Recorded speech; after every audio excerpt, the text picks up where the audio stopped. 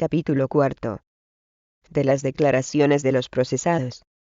Artículo 385.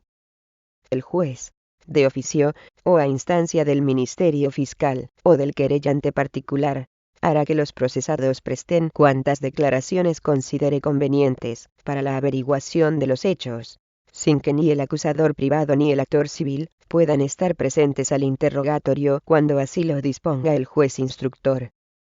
Artículo 386.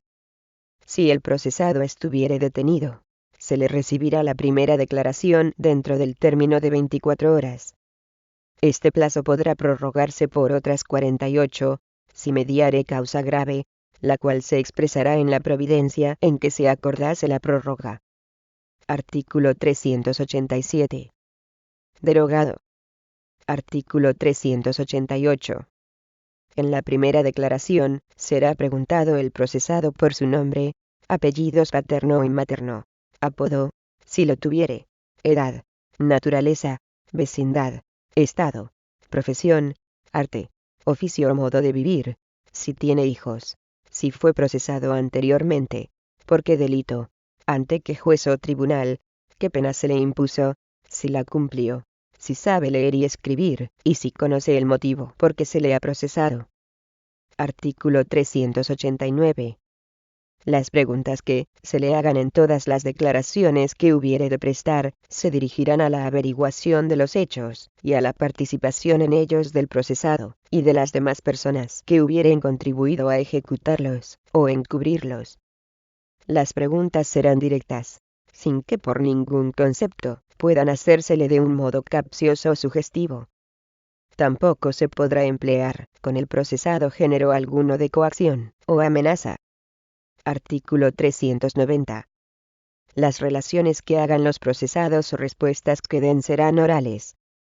Sin embargo, el juez de instrucción, teniendo siempre en cuenta las circunstancias de aquellos, y la naturaleza de la causa, podrá permitirles que redacten a su presencia una contestación escrita sobre puntos difíciles de explicar, o que también consulten a su presencia apuntes o notas. Artículo 391. Se pondrán de manifiesto al procesado todos los objetos que constituyen el cuerpo del delito, o los que el juez considere conveniente, a fin de que los reconozca. Se le interrogará sobre la procedencia de dichos objetos, su destino y la razón de haberlos encontrado en su poder, y, en general, será siempre interrogado sobre cualquier otra circunstancia que conduzca al esclarecimiento de la verdad.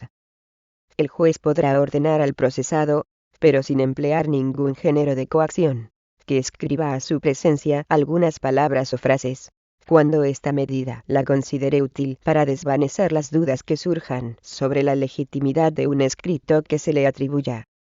Artículo 392.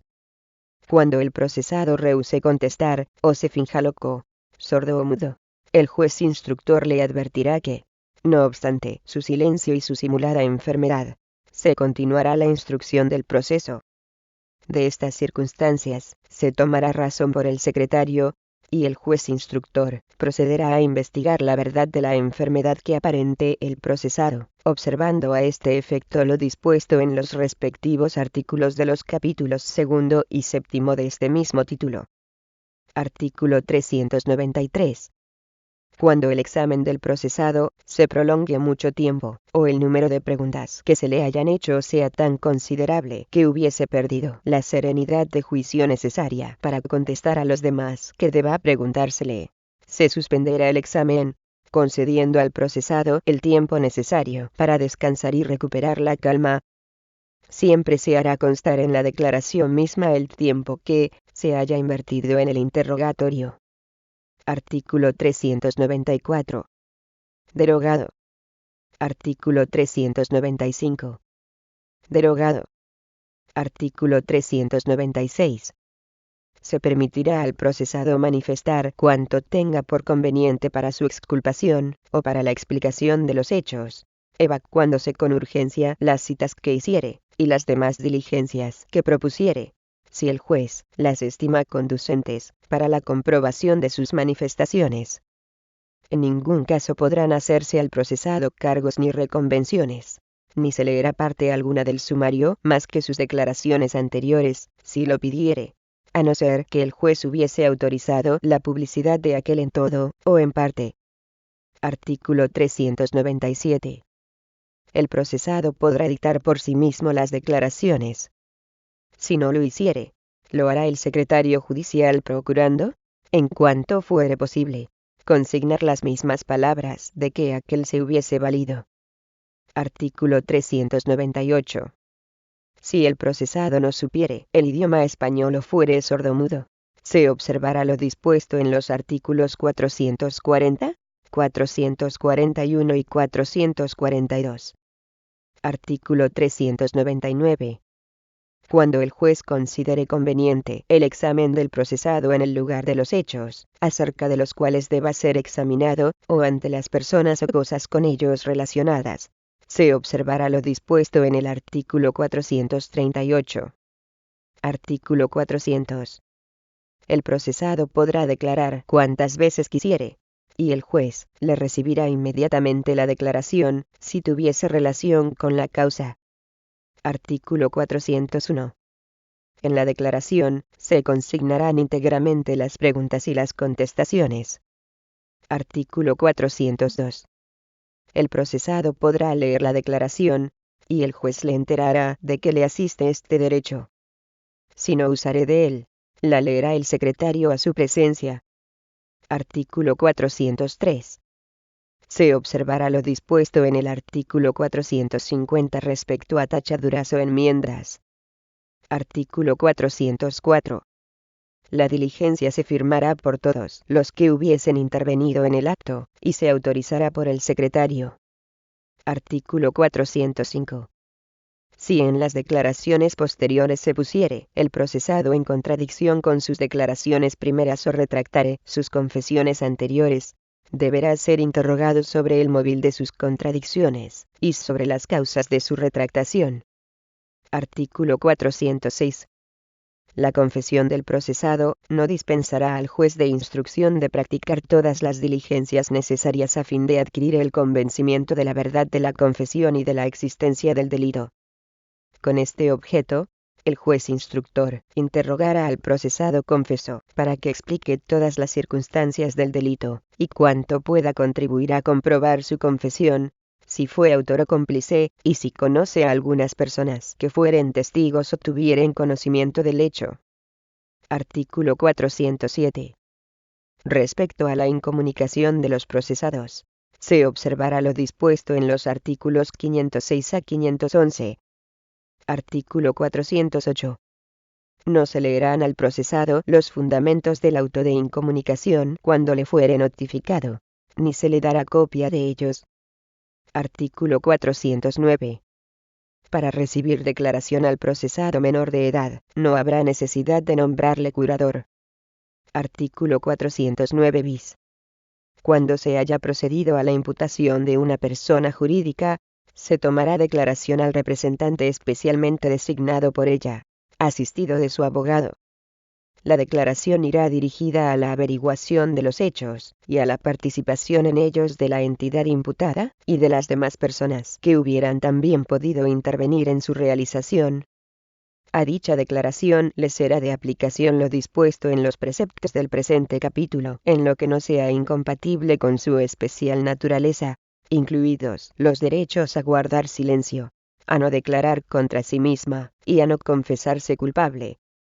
No obstante, la incomparecencia de la persona especialmente designada por la persona jurídica para su representación determinará que se tenga por celebrado este acto, entendiéndose que se acoge a su derecho a no declarar.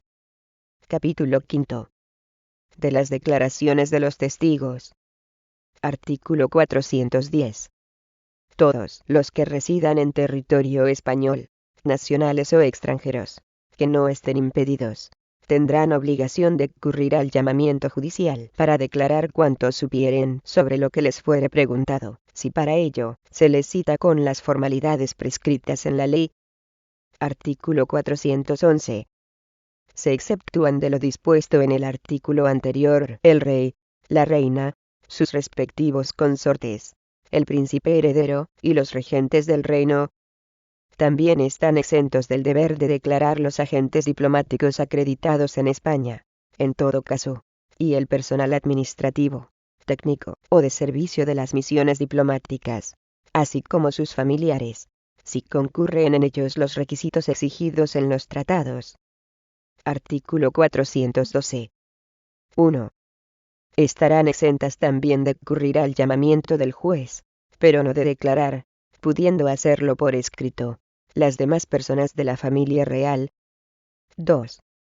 Están exentos de concurrir al llamamiento del juez, pero no de declarar, pudiendo informar por escrito sobre los hechos de que tengan conocimiento por razón de su cargo primero el presidente y los demás miembros del gobierno.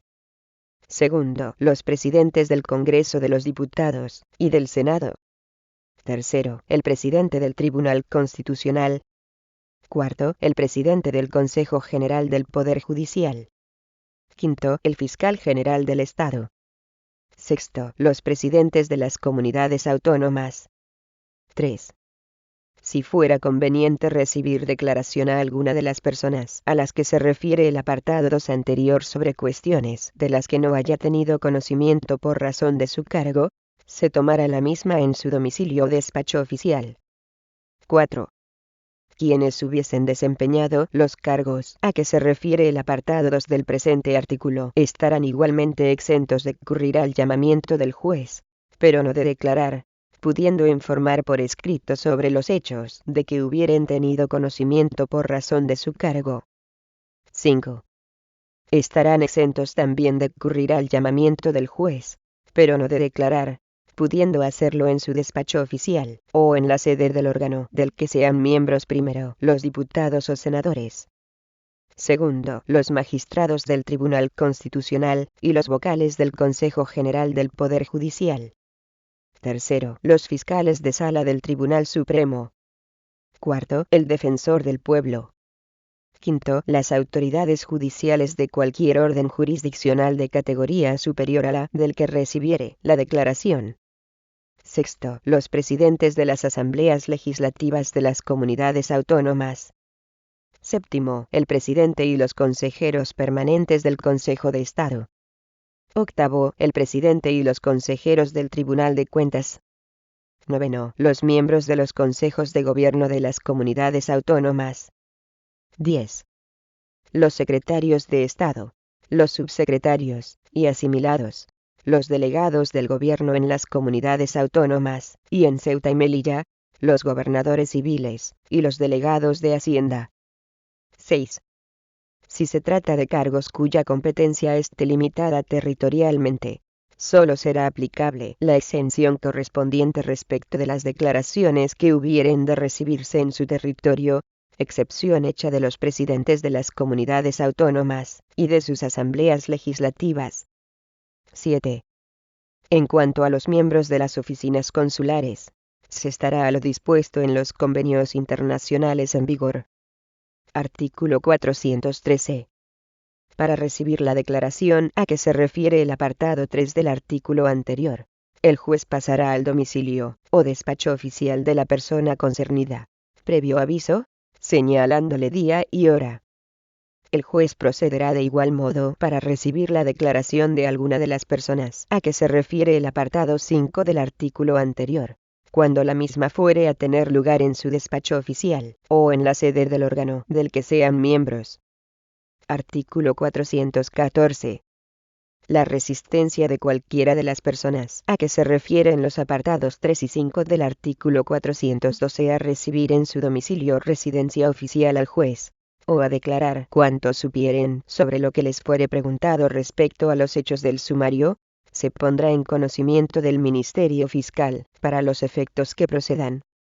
Si las personas mencionadas en el apartado 7 de dicho artículo incurrieren en la resistencia expresada, el juez lo comunicará inmediatamente al Ministerio de Justicia, remitiendo testimonio instructivo, y se abstendrá de todo procedimiento respecto a ellas, hasta que el ministro le comunique la resolución que sobre el caso se dictare. Artículo 415. serán invitadas a prestar su declaración por escrito las personas mencionadas en el párrafo segundo del artículo 411 y en el apartado 7 del artículo 412, remitiéndose al efecto al Ministerio de Justicia, con atenta comunicación para el de Asuntos Exteriores, un interrogatorio que comprenda todos los extremos a que deban contestar, a fin de que puedan hacerlo por vía diplomática. Artículo 416. Están dispensados de la obligación de declarar 1.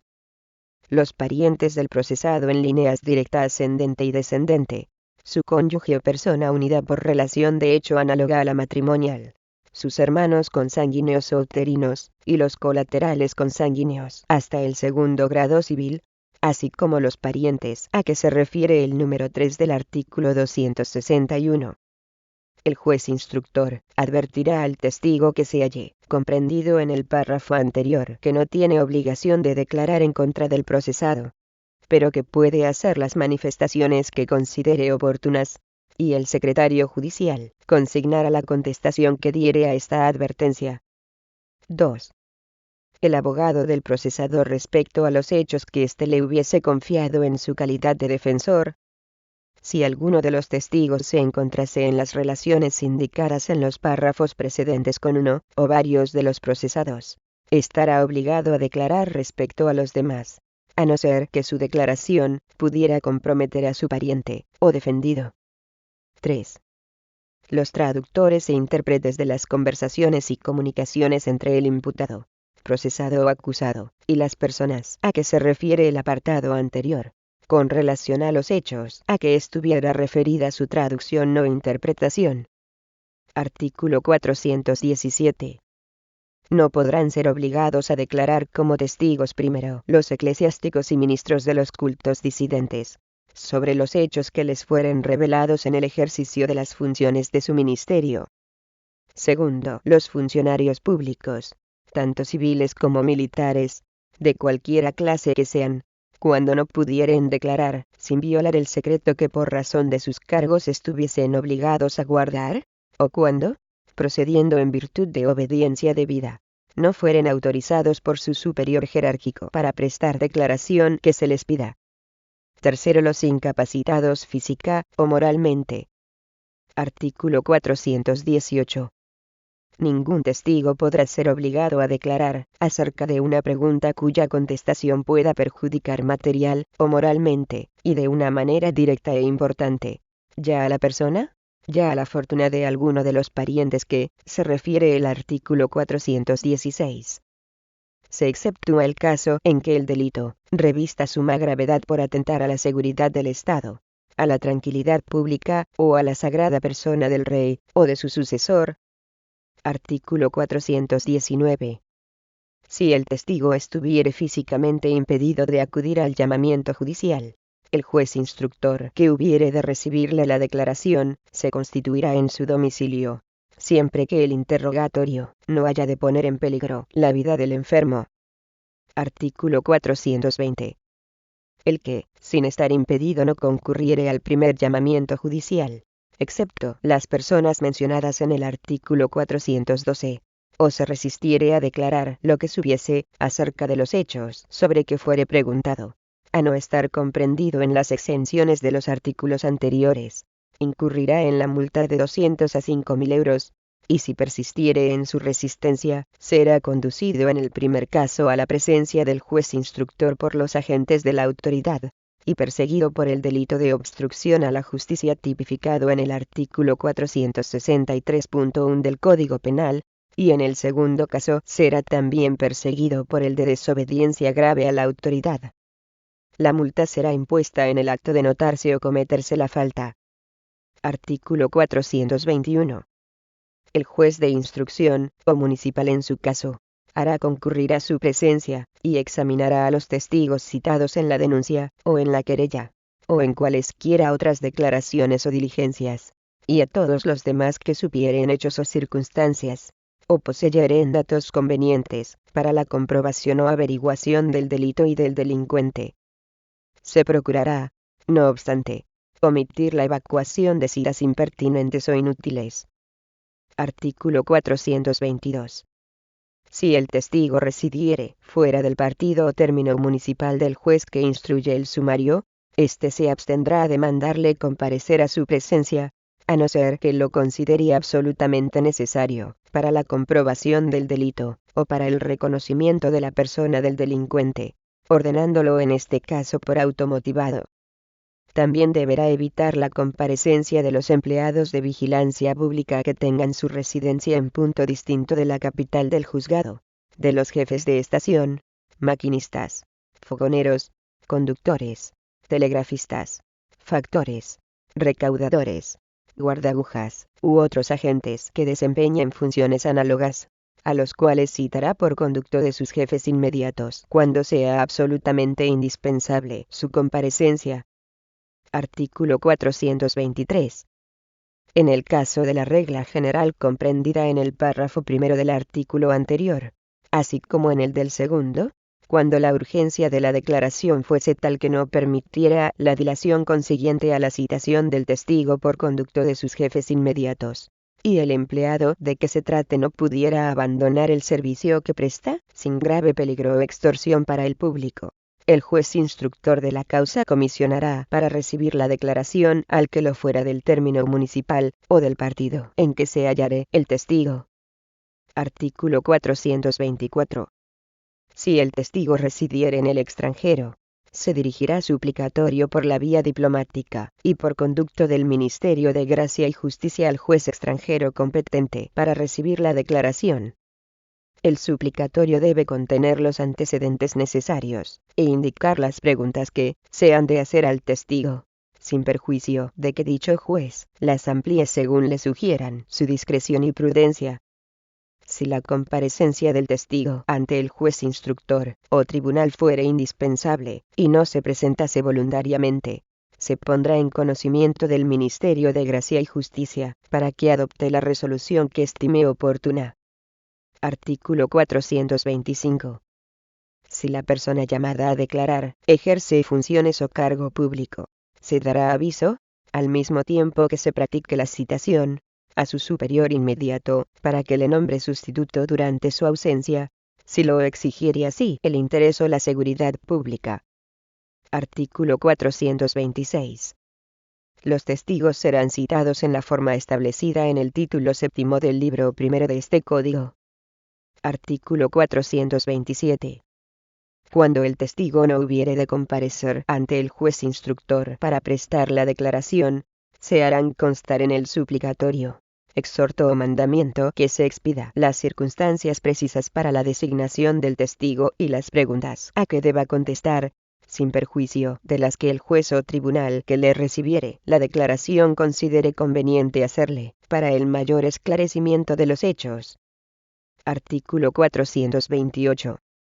El secretario del juez comisionado que haya de autorizar la declaración expedirá la cédula prevenida en el artículo 175, con todas las circunstancias expresadas en el mismo, y la de haberse de recibir la declaración en virtud de suplicatorio, exhorto o mandamiento.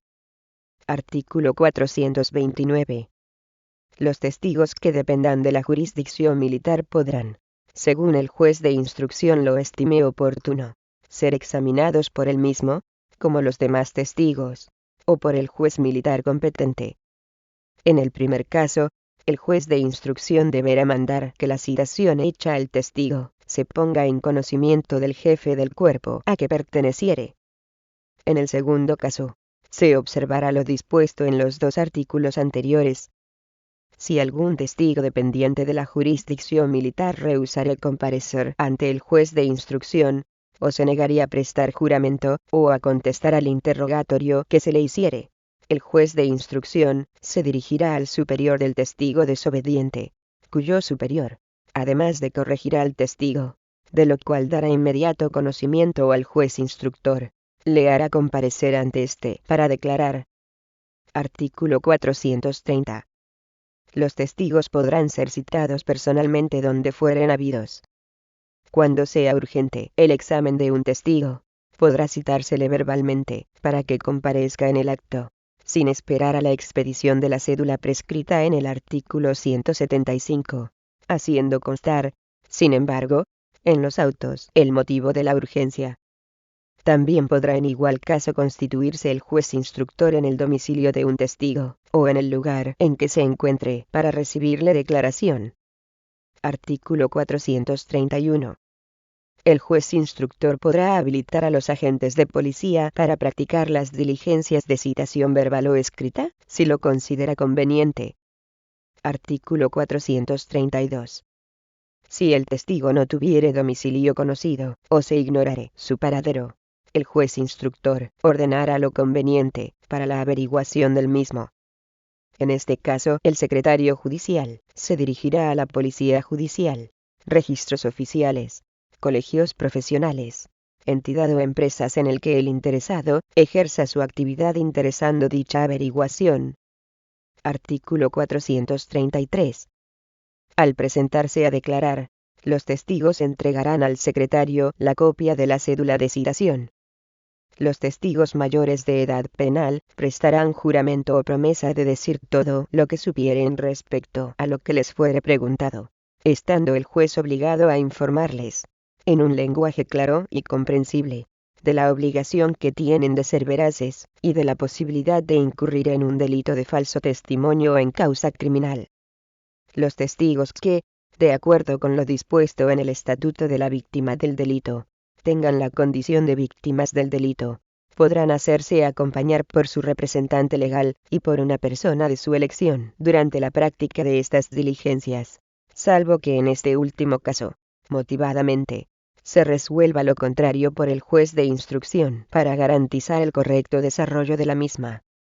En el caso de los testigos menores de edad o personas con la capacidad judicialmente modificada, el juez de instrucción podrá acordar, cuando a la vista de la falta de madurez de la víctima resulte necesario para evitar causarles graves perjuicios, que se les tome declaración mediante la intervención de expertos, y con intervención del Ministerio Fiscal. Con esta finalidad, podrá acordarse también que las preguntas se trasladen a la víctima directamente por los expertos, o, incluso, excluir o limitar la presencia de las partes en el lugar de la exploración de la víctima. En estos casos, el juez dispondrá lo necesario para facilitar a las partes la posibilidad de trasladar preguntas, o de pedir aclaraciones a la víctima, siempre que ello resulte posible. El juez ordenará la grabación de la declaración por medios audiovisuales. Artículo 434. El juramento se prestará en nombre de Dios. Los testigos prestarán el juramento con arreglo a su religión. Artículo 435. Los testigos declararán separada y secretamente a presencia del juez instructor y del secretario. Artículo 436. El testigo manifestará primeramente su nombre, apellidos paterno y materno, edad, estado y profesión, si conoce o no al procesado y a las demás partes, y si tiene con ellos parentesco, amistad o relaciones de cualquier otra clase, si ha estado procesado, y la pena que se le impuso. Si el testigo fuera miembro de las fuerzas y cuerpos de seguridad en el ejercicio de sus funciones, será suficiente para su identificación el número de su registro personal y la unidad administrativa a la que está adscrito. El juez dejará al testigo narrar, sin interrupción, los hechos sobre los cuales declaré, y solamente le exigirá las explicaciones complementarias que sean conducentes a desvanecer los conceptos oscuros o contradictorios. Después le dirigirá las preguntas que estime oportunas para el esclarecimiento de los hechos. Artículo 437. Los testigos declararán de viva voz, sin que les sea permitido leer declaración ni respuesta alguna que lleven escrita. Podrán, sin embargo, consultar algún apunte o memoria que contenga datos difíciles de recordar. El testigo podrá dictar las contestaciones por sí mismo. Artículo 438. El juez instructor podrá mandar que se conduzca al testigo al lugar en que hubieren ocurrido los hechos, y examinarle allí, o poner a su presencia los objetos sobre que hubiere de versar la declaración. En este último caso podrá el juez instructor poner a presencia del testigo dichos objetos, solos o mezclados con otros semejantes, adoptando además todas las medidas que su prudencia le sugiera, para la mayor exactitud de la declaración. Artículo 439. No se harán al testigo preguntas capciosas ni sugestivas, ni se empleará coacción, engaño, promesa ni artificio alguno para obligarle o inducirle a declarar en determinado sentido. Artículo 440. Si el testigo no entendiere, o no hablare el idioma español, se nombrará un intérprete, que prestará a su presencia juramento de conducirse bien y fielmente en el desempeño de su cargo. Por este medio, se harán al testigo las preguntas, y se recibirán sus contestaciones, que éste podrá dictar por su conducto. En este caso, la declaración deberá consignarse en el proceso en el idioma empleado por el testigo, y traducido a continuación al español. Artículo 441. El intérprete será elegido entre los que tengan título de tales, si los hubiere en el pueblo. En su defecto, será nombrado un maestro del correspondiente idioma, y si tampoco lo hubiere, cualquier persona que lo sepa. Si ni aun de esta manera pudiera obtenerse la traducción, y las revelaciones que se esperasen del testigo fueren importantes, se redactará el pliego de preguntas que hayan de dirigírsele, y se remitirá a la Oficina de Interpretación de Lenguas del Ministerio de Estado para que, con preferencia a todo otro trabajo, sean traducidas al idioma que hable el testigo.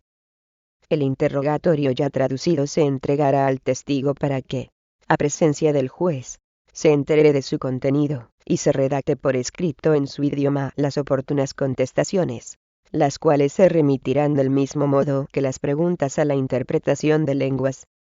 Estas diligencias las practicarán los jueces con la mayor actividad. Artículo 442. Si el testigo fuere sordo, se nombrará un intérprete de lengua de signos adecuado, por cuyo conducto se le harán las preguntas, y se recibirán sus contestaciones. El nombrado prestará juramento a presencia del sordo antes de comenzar a desempeñar el cargo. Artículo 443. El testigo podrá leer por sí mismo la diligencia de su declaración. Si no pudiere, por hallarse en alguno de los casos comprendidos en los artículos 440 y 442, se la leerá el intérprete, y en los demás casos, el secretario. El juez advertirá siempre a los interesados el derecho que tienen de leer por sí mismos sus declaraciones. Artículo 444. Estas serán firmadas por el juez, y por todos los que en ellas hubiesen intervenido, si supieren y pudieren hacerlo, autorizándolas el secretario. Artículo 445. No se consignarán en los autos las declaraciones de los testigos que, según el juez, fuesen manifiestamente inconducentes para la comprobación de los hechos objeto del sumario. Tampoco se consignarán en cada declaración las manifestaciones del testigo que se hallen en el mismo caso, pero se consignará siempre todo lo que pueda servir así de cargo como de descargo. En el primer caso, se hará expresión por medio de diligencia de la comparecencia del testigo y del motivo de no escribirse su declaración. Artículo 446. Terminada la declaración, el secretario judicial hará saber al testigo la obligación de comparecer para declarar de nuevo ante el tribunal competente cuando se le cite para ello, así como la de poner en conocimiento de la oficina judicial los cambios de domicilio que hiciere hasta ser citado para el juicio oral, bajo apercibimiento, si no lo cumple de ser castigado con una multa de 200 a 1000 euros, a no ser que incurriere en responsabilidad criminal por la falta. Estas prevenciones se harán constar al final de la misma diligencia de la declaración. Artículo 447. El secretario judicial, al remitir el sumario al tribunal competente, pondrá en su conocimiento los cambios de domicilio que los testigos hubiesen comunicado. Lo mismo hará respecto de los cambios comunicados después que hubiese remitido el sumario, hasta la terminación de la causa. Artículo 448.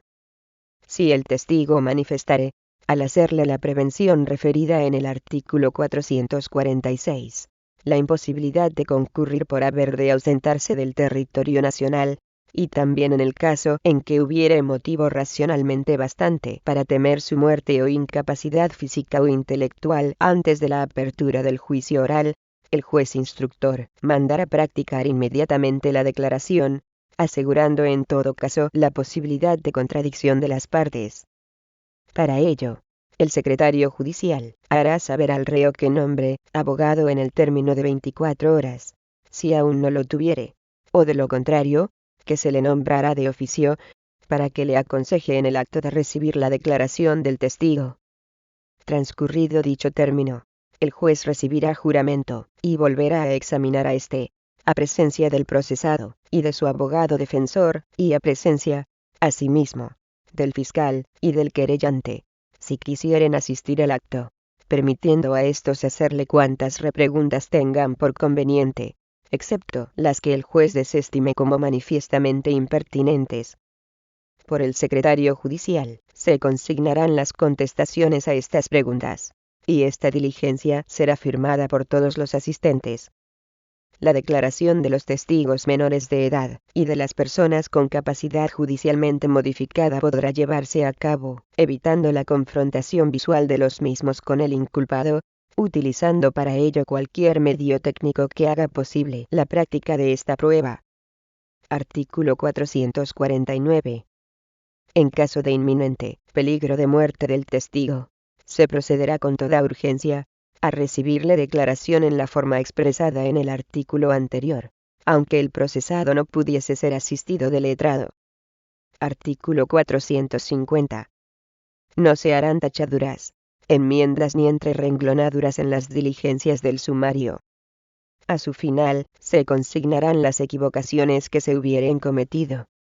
Capítulo 6. Del careo de los testigos y procesados. Artículo 451. Cuando los testigos, o los procesados entre sí, o aquellos con estos discordaren, acerca de algún hecho o de alguna circunstancia que interese en el sumario, podrá el juez celebrar careo entre los que estuvieren discordes, sin que esta diligencia deba tener lugar, por regla general, más que entre dos personas a la vez. Artículo 452. El careo se verificará ante el juez, leyendo el secretario a los procesados o testigos entre quienes tenga lugar el acto las declaraciones que hubiesen prestado, y preguntando el primero a los testigos, después de recordarles su juramento y las penas de falso testimonio, si se ratifican en ellas, o tienen alguna variación que hacer. El juez manifestará enseguida las contradicciones que resulten en dichas declaraciones, e invitará a los careados para que se pongan de acuerdo entre sí. Artículo 453. El secretario dará fe de todo lo que ocurriere en el acto del careo y de las preguntas, contestaciones y reconvenciones que mutuamente se hicieren los careados, así como de lo que se observara en su actitud durante el acto, y firmará la diligencia con todos los concurrentes, expresando, si alguno no lo hiciere, la razón que para ello alegue. Artículo 454. El juez no permitirá que los careados se insulten o amenacen. Artículo 455. No se practicarán careos, sino cuando no fuere conocido otro modo de comprobar la existencia del delito o la culpabilidad de alguno de los procesados. No se practicarán careos con testigos que sean menores de edad, salvo que el juez lo considere imprescindible y no lesivo para el interés de dichos testigos, previo informe pericial. Capítulo 7. Del informe pericial. Artículo 456. El juez acordará el informe pericial cuando, para conocer o apreciar algún hecho o circunstancia importante en el sumario, fuesen necesarios o convenientes conocimientos científicos o artísticos. Artículo 457. Los peritos pueden ser, o no titulares. Son peritos titulares los que tienen título oficial de una ciencia o arte cuyo ejercicio esté reglamentado por la Administración. Son peritos no titulares los que, careciendo de título oficial, tienen, sin embargo, conocimiento o prácticas especiales en alguna ciencia o arte. Artículo 458. el juez se valdrá de peritos titulares con preferencia a los que no tuviesen título. Artículo 459. Todo reconocimiento pericial se hará por 2 peritos. Se exceptúa el caso en que no hubiese más de uno en el lugar, y no fuere posible esperar la llegada de otro sin graves inconvenientes, para el curso del sumario. Artículo 460. El nombramiento se hará saber a los peritos por medio de oficio, que les será entregado por alguacil o portero del juzgado, con las formalidades prevenidas, para la citación de los testigos, reemplazándose la cédula original, para los efectos del artículo 175, por un atestado que extenderá el alguacil o portero encargado de la entrega. Artículo 461. Si la urgencia del caso lo exige, podrá hacerse el llamamiento verbalmente de orden del juez, haciéndolo constar así en los autos, pero extendiendo siempre el atestado prevenido en el artículo anterior, el encargado del cumplimiento de la orden de llamamiento.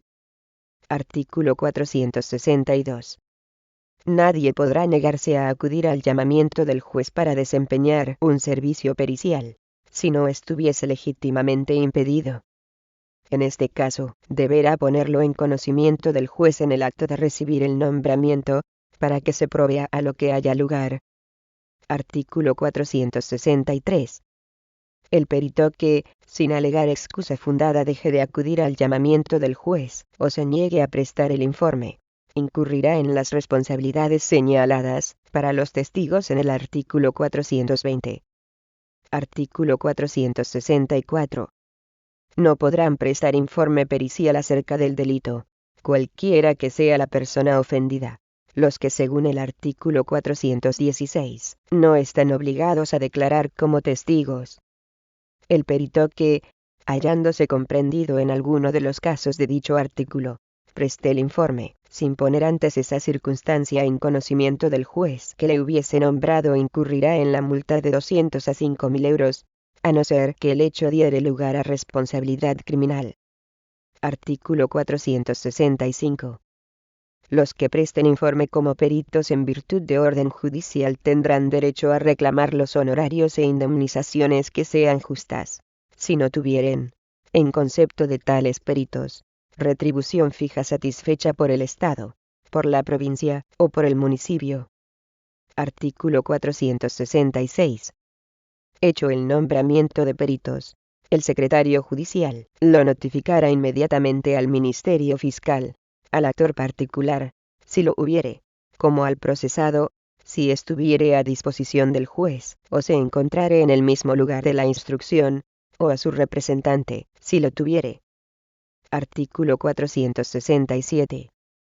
Si el reconocimiento e informe periciales pudieren tener lugar de nuevo en el juicio oral, los peritos nombrados no podrán ser recusados por las partes. Si no pudiere reproducirse en el juicio oral, habrá lugar a la recusación. Artículo 468. Son causa de recusación de los peritos: primero, el parentesco de consanguinidad o de afinidad dentro del 4º grado con el querellante, o con el reo. Segundo, el interés directo o indirecto en la causa, o en otra semejante. Tercero, la amistad íntima, o la enemistad manifiesta. Artículo 469. El actor o el procesado que intente recusar al perito o peritos nombrados por el juez, deberá hacerlo por escrito antes de empezar la diligencia pericial, expresando la causa de la recusación y la prueba testifical que ofrezca, y acompañando la documental, o designando el lugar en que ésta se halle, si no la tuviere a su disposición. Para la presentación de este escrito, no estará obligado a valerse de procurador. Artículo 470. El juez, sin levantar mano, examinará los documentos que produzca el recusante, y oirá a los testigos que presente en el acto, resolviendo lo que estime justo respecto de la recusación. Si hubiere lugar a ella, suspenderá el acto pericial por el tiempo estrictamente necesario para nombrar el perito que haya de sustituir al recusado, hacérselo saber y constituirse el nombrado en el lugar correspondiente. Si no la admitiere, se procederá como si no se hubiese usado de la facultad de recusar. Cuando el recusante no produjese los documentos, pero designare el archivo o lugar en que se encuentren, se reclamarán por el secretario judicial, y el juez instructor los examinará una vez recibidos, sin detener por esto el curso de las actuaciones. Y si de ellos resultase justificada la causa de la recusación, anulará el informe pericial que se hubiese dado, mandando que se practique de nuevo esta diligencia. Artículo 471. En el caso del párrafo segundo del artículo 467, el querellante tendrá derecho a nombrar a su costa un perito que intervenga en el acto pericial. El mismo derecho tendrá el procesado. Si los querellantes o los procesados fuesen varios, se pondrán, respectivamente, de acuerdo entre sí para hacer el nombramiento. Estos peritos deberán ser titulares, a no ser que no los hubiere de esta clase en el partido o demarcación, en cuyo caso podrán ser nombrados sin título. Si la práctica de la diligencia pericial no admitiere espera, se procederá como las circunstancias lo permitan, para que el actor y el procesado puedan intervenir en ella. Artículo 472. Si las partes hicieren uso de la facultad que se les concede en el artículo anterior, manifestarán al juez el nombre del perito, y ofrecerán al hacer esta manifestación los comprobantes de tener la cualidad de tal perito la persona designada. En ningún caso podrán hacer uso de dichas facultad después de empezada la operación de reconocimiento. Artículo 473. El juez resolverá sobre la admisión de dichos peritos en la forma determinada en el artículo 470 para las recusaciones. Artículo 474. Antes de darse principio al acto pericial, todos los peritos, así los nombrados por el juez como los que lo hubieren sido por las partes, prestarán juramento, conforme al artículo 434, de proceder bien y fielmente en sus operaciones, y de no proponerse otro fin más que el de descubrir y declarar la verdad. Artículo 475. El juez manifestará clara y determinadamente a los peritos el objeto de su informe. Artículo 476. Al acto pericial podrán concurrir, en el caso del párrafo segundo del artículo 467, el querellante, si lo hubiere, con su representación, y el procesado con la suya, aun cuando estuviere preso, en cuyo caso adoptará el juez las precauciones oportunas. Artículo 477. El acto pericial será presidido por el juez instructor, o, en virtud de su delegación, por el juez municipal. Podrá también delegar, en el caso del artículo 353, en un funcionario de policía judicial. Asistirá siempre el secretario que actúe en la causa.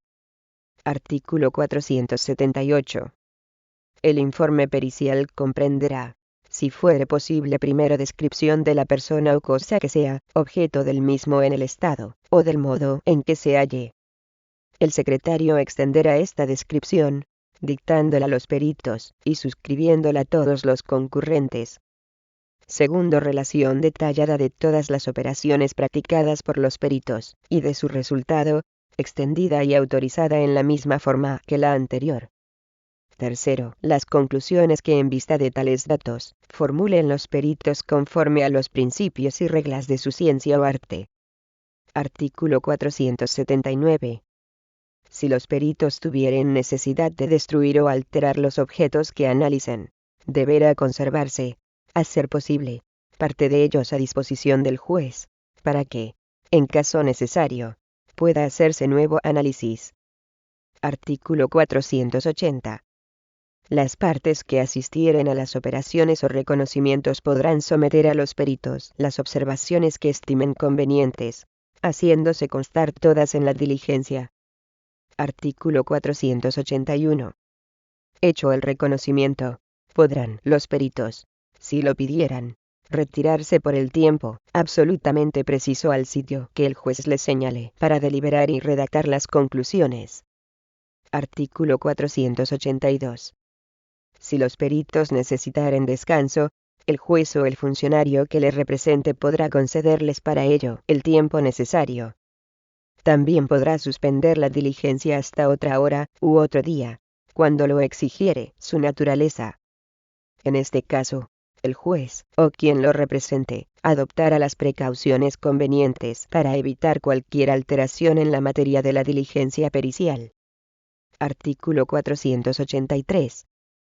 El juez podrá, por su propia iniciativa, o por reclamación de las partes presentes, o de sus defensores, hacer a los peritos, cuando produzcan sus conclusiones, las preguntas que estime pertinentes, y pedirles las aclaraciones necesarias. Las contestaciones de los peritos se considerarán como parte de su informe. Artículo 484.